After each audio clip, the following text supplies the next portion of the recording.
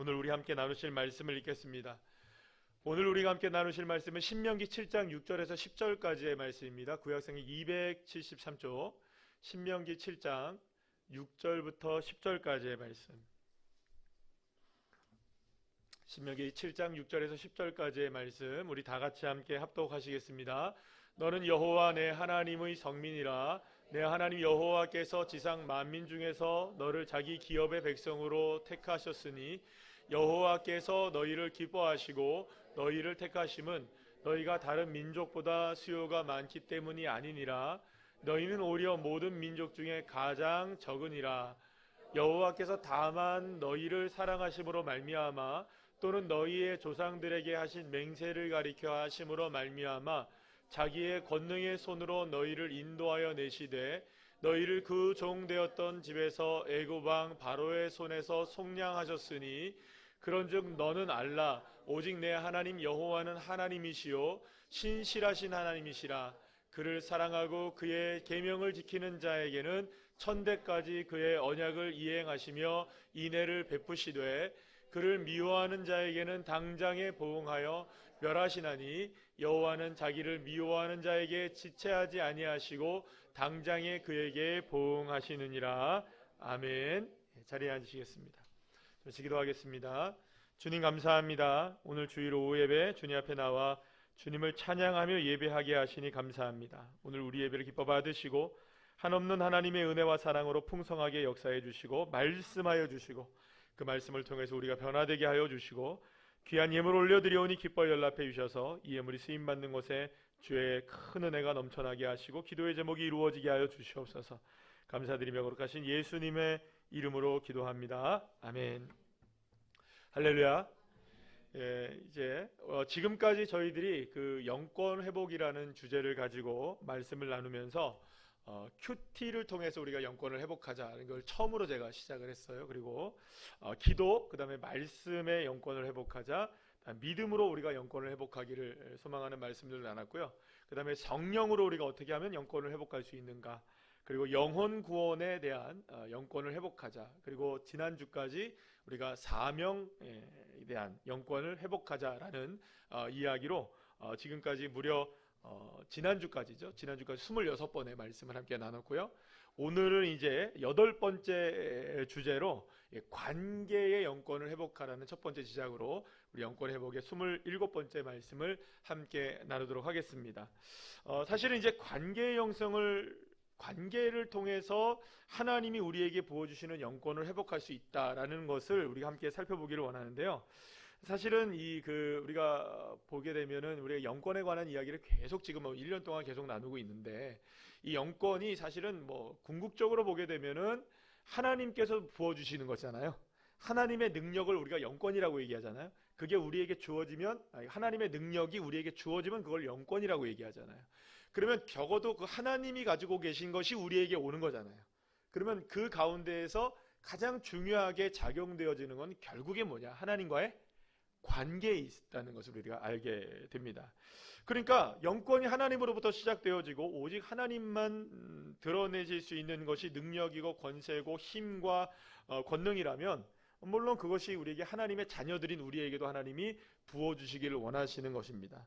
그래서 그렇게 하나님의 영권이 우리에게 무엇을 통해서 주어지느냐? 하나님의 영권은 기도, 말씀, 믿음, 성령, 영혼구원, 사명, 이런 것들을 통해서 주님께서 우리가 그런 그 영권에 대한 영권을 회복하기를 열망하는 자녀들에게 그러한 것들을 통하여서 하나님이 우리에게 영권을 허락해 주신다는 것입니다. 그러니까 우리가 기도하고 우리가 말씀으로 나가게 되면 하나님께서 저와 여러분들의 삶 속에 영권을 주십니다. 믿으십니까? 그리고 우리가 저와 여러분이 정말 하나님의 자녀답게 이 땅 가운데 살아가기 위해서 주님이 주시기를 원하시는 게 뭐냐? 그것도 영권인 거예요. 그래서 이 땅에서 하나님의 나라의 백성답게 우리가 살아가기를 원하기 때문에 주님은 저와 여러분에게 무엇을 주신다? 영권을 주신다는 것이에요. 그리고 영권을 회복하기 위해서 우리가 집중해야 되는 게 바로 지금까지 살펴봤던 것들입니다.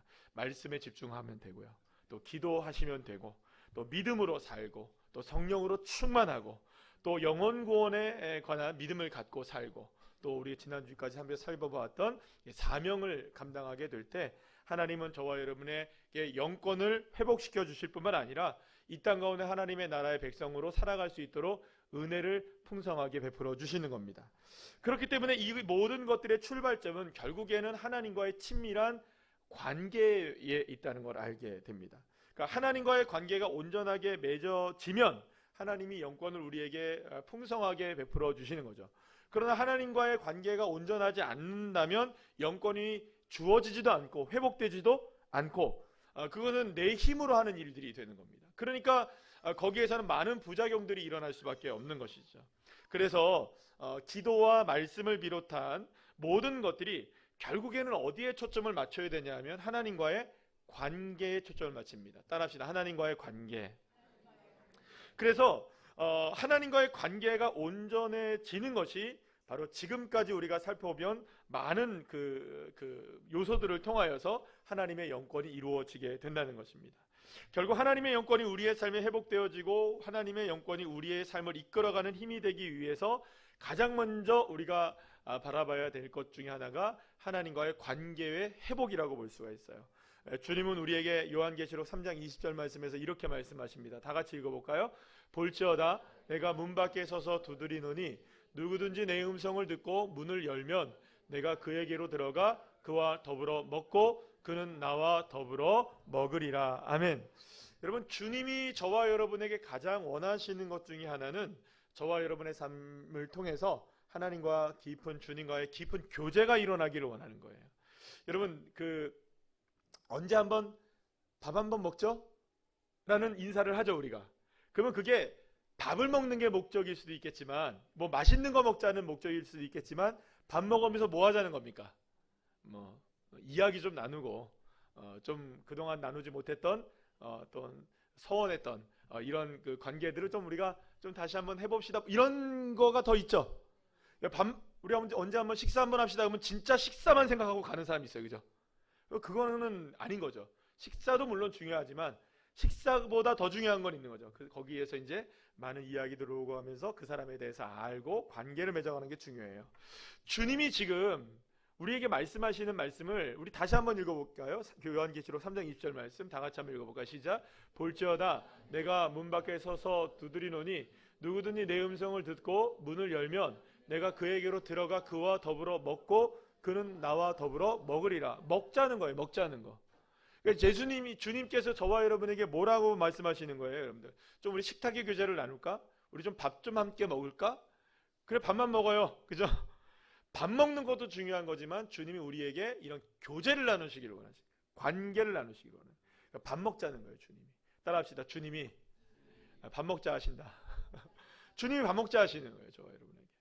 다윗이 시편 23편에서 고백하고 있는 것 중에 하나가 하나님께서 원수들이 들끓고 있는 상황 속에서 하나님이 자신에게 무엇을 차려주신다라고 얘기하냐면 상을 차려주시고라고 얘기합니다.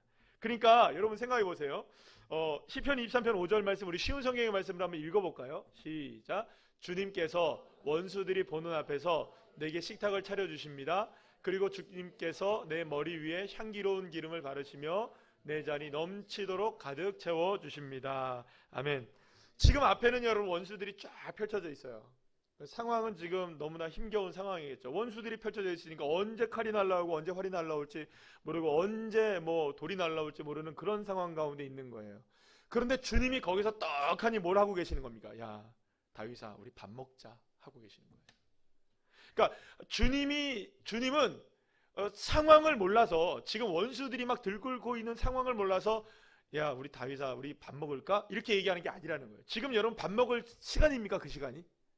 예? 밥 먹을 상황입니까? 아니, 칼 날라오고 뭐 창 날라오고 그런 상황에서 어떻게 밥을 먹어요? 근데 주님은 뭐라고 얘기하시느냐? 그러한 때라 할지라도 주님이 나에게 밥상을 차려주시면서 밥을 먹자 하고 얘기하는 거예요. 그건 무슨 말이에요? 이 상황 속에서 가장 중요한 것은 나와의 깊은 관계의 교제이다라고 주님이 말씀하고 있는 것이죠. 주님께서 원하시는 게 뭐냐? 식탁을 우리에게 나눌 정도로의 깊은 교제가 우리에게 이루어지기를 원한다는 거예요. 주님과 그냥 그저 밥 먹으면서 그저 주님과 함께 이야기 나누고 그런 관계가 이어지게 될 때 그때 비로소 주님께서 뭐라고 하십니까? 시편 23편 5절 말씀에 주님께서 머리에 기름을 바르시고 잔을 넘치도록 채워주게 하시고 평생의 선하심과 인자하심이 따르게 하시고, 할렐루야. 주님이 뭐라고 얘기하시는 거예요? 우리가 밥 먹기만 했는데, 주님과 교제를 나누기만 했는데 주님의 역사와 능력과 권능의 영권이 우리의 삶에 그대로 임하게 되어서 우리의 삶이 빛나는 인생이 되게 하시는 축복을 허락해 주신다는 것입니다. 그래서 여러분들, 모세는요, 하나님께서 이스라엘 백성들을 택하셔서 하나님의 백성으로 세상과 구별시키시고 하나님의 기업으로 택하셨다고 분명히 말씀하시는 오늘 본문 6절 말씀 우리 다 같이 한번 읽어볼까요? 시작. 너는 여호와 내 하나님의 성민이라. 내 하나님 여호와께서 지상 만민 중에서 너를 자기 기업의 백성으로 택하셨나니. 아멘. 모세는 분명하게 얘기하죠. 이스라엘 백성들은 누가 택하셨다? 하나님이 택하셨다.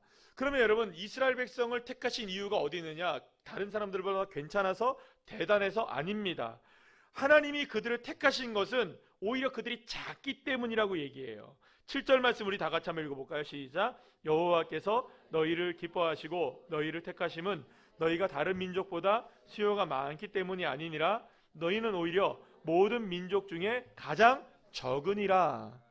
여기서 작다라는 말 히브리어가 메아트라는 단어를 쓰는데요. 이 메아트는 어떤 의미가 있냐면 한 줌이라는 의미가 있어요. 한 줌.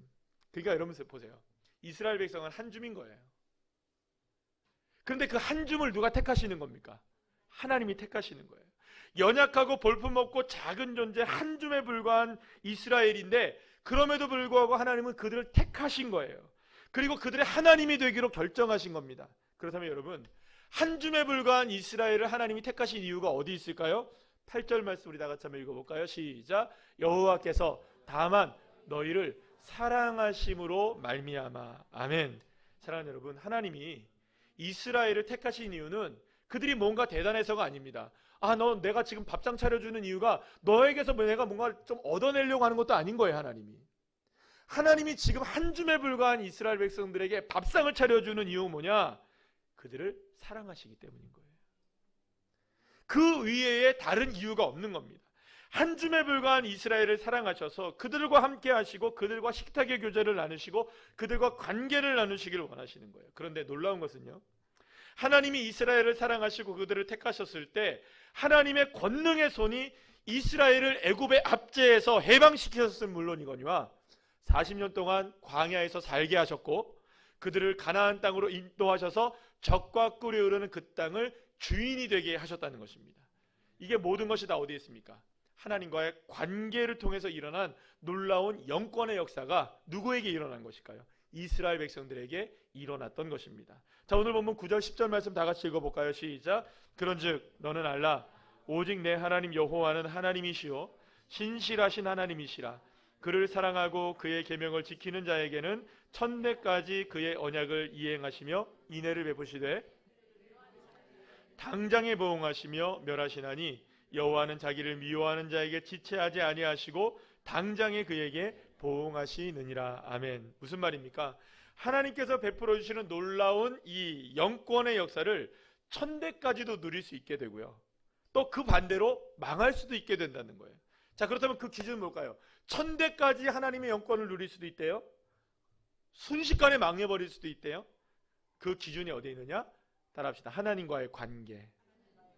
하나님을 신실하게 믿고 따르고 동행하면서 살아가다 보면 그렇게 하나님과의 관계가 말씀을 통해서 기도를 통하여서 이렇게 계속적으로 깊어지고 또 사명 감당을 통해서 깊어지고 또 깊어질 때마다 하나님의 영권은 이 땅 위에 저와 여러분이 하나님의 백성으로서 누리며 살아갈 수 있게 되도록 주님이 역사하신다는 거예요. 그러나 하나님과의 관계가 온전하지 못하면 어떻게 되느냐?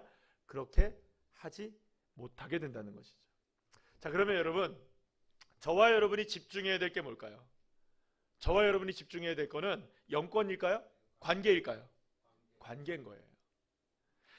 하나님과의 관계, 그러니까 하나님과의 관계가 온전히 회복되고 하나님과의 식탁의 교제가 나눌 만큼 친밀해지게 될 때에 비로소 하나님의 영권은 자연스럽게 우리의 삶에 이루어지기 시작하게 되는 것입니다. 그래서 여러분들 누가 뭐라고 해도 저와 여러분 모두가 다 하나님과 친밀한 자들이 되시기를 축복합니다. 여러분들 누가 제일 친합니까? 누구지? 뭐 전화번호 1번? 그게 아니고 하나님과 제일 친밀하셔야 돼요. 하나님과의 관계가 가장 친밀하셔야 돼요. 그럴 때 비로소 자연스럽게 우리의 삶의 영권이 드러나는 거예요. 그래서 여러분들 보게 되면 우리 성도님들도 이렇게 제가 보게 되면 저분은 참 뭐랄까 이렇게 뭔가 이렇게 영권의 아우라가 보이는 분들이 계시죠. 뒤에 이렇게 후광 달고 다니시 이렇게 빛나는 분들. 막 눈부신데. 이쪽 눈부시고. 여러분 안 보이세요? 보여요. 보이셔야 돼요. 물론 제가 지금 얘기하는 게 진짜 눈으로 뭐 보인다고 뭐 그런 건 아니겠지만 무슨 말씀이냐면 이게 가만히 보면 저분들은 참 어디서 저렇게 참 포근한 하나님의 은혜가 느껴지지? 하나님의 역사하심이 말과 행동 속에 이렇게 드러나시는 분들이 이렇게 있으실 거예요. 근데 드러나게 뭔가를 열심히 하시는 것 같지도 않은데 왜 그럴까? 그 이유가 어디 있는지 아세요? 언제나 어디서나 주님과의 친밀한 교제를 놓치지 않고 있기 때문입니다. 말씀을 놓치지 않고 있고 기도를 놓지 않고 있고 사명을 놓지 않고 있고 영혼을 사랑하는 마음들을 놓지 않고 있고 성령님을 따라 늘 언제나 살아가고 있고 언제나 주님이 차려주시는 밥상을 기대하고, 그죠? 원수들이 내 앞에 들끓는 상황이라 할지라도 그 원수들 앞에서라도 주님은 나에게 밥상 차려주시는 분이시다라는 믿음을 가지고 그렇게 살아가는 그 사람에게는요, 자연스럽게 무엇이 드러날 수밖에 없을까요? 복음의 아우라, 그 영권의 아우라가 이렇게 드러나게 되는 것이죠. 그래서 여러분, 영권은 쫓아가는 게 아닌 것 같아요. 무엇을 쫓는 거는 맞느냐? 하나님과의 관계는 쫓아가셔야 돼요. 어떻게 해서든 하나님과의 관계는 온전하게 이루어내실 수 있도록 쫓아가셔야 됩니다. 그러면 그때에 자연스럽게 우리의 삶에 이루어지는 게 뭐냐? 영권이 회복의 역사가 일어나는 것이죠. 저 오늘 아침에 1부 예배가 끝난 다음에 그 시간에 벌써 우리 인도네시아에서 오신 분들이 우리 여기 벌써 3층에 와서 대기하고 계신다는 얘기를 들었어요. 그래서 내려가 봤더니 한 분 와 계시더라고요. 저를 만나자마자 인사법이 아마 있나 봐요. 인도네시아는 가슴을 이렇게 하면서 인사를 하시더라고요.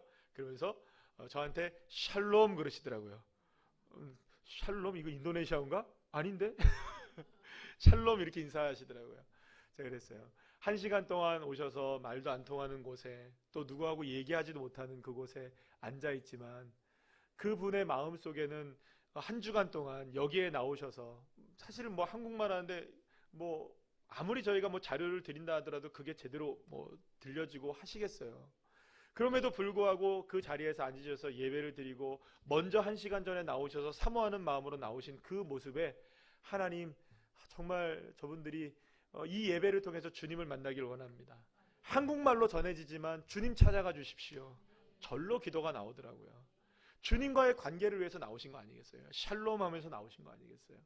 사실 그 모습을 우리가 생각해 본다면 우리의 예배의 준비의 모습은 어떤가라는 생각을 해보게 됩니다.